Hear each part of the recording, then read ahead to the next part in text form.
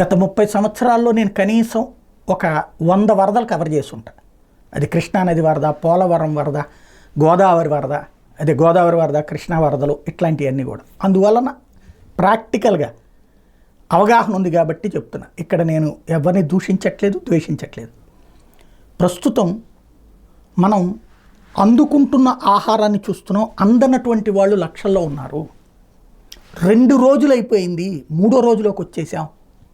వాళ్ళ దగ్గరికి ఆహారం చేరాలి. దీనికి ఆ మార్గం కూడా నేనే చెప్తున్నా.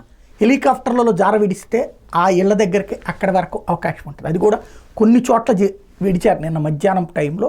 అది కూడా ఆ లోపల ఉన్నటువంటి ప్రాంతాలు, ఏది ఇటు నున్న రూట్లో ఉన్నటువంటి ప్రాంతాలు, ఇటు పక్కకి లేదు.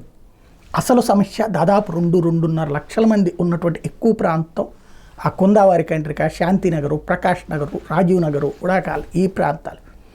అక్కడికి ఈ స్పీడ్ బోట్స్ ఉన్నాయి కదా, ఆ స్పీడ్ బోట్స్ అందించండి, ఆహారాన్ని వాటిట్లో పంపించండి.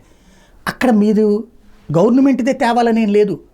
అక్కడ చాలామంది నిజంగా స్వచ్ఛందంగా తెచ్చుకుంటున్నారు, పంచడానికి తెస్తున్నారు. వాళ్ళందరూ ఈ మొదట్లో ఉన్నోళ్ళు ఒడ్డుకొచ్చినటువంటి వాళ్ళకి పెట్టేసి వెళ్ళిపోతున్నారు వాళ్ళు. ఎందుకంటే పాప వాళ్ళు మాత్రం ఏం చేయగలుగుతారు?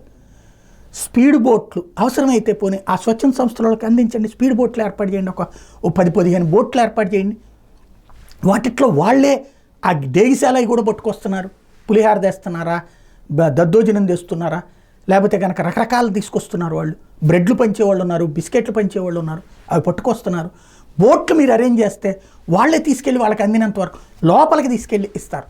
ప్రస్తుతం కావాల్సింది లోపల ఉన్నటువంటి ప్రాంతాల వాళ్ళకి అవి.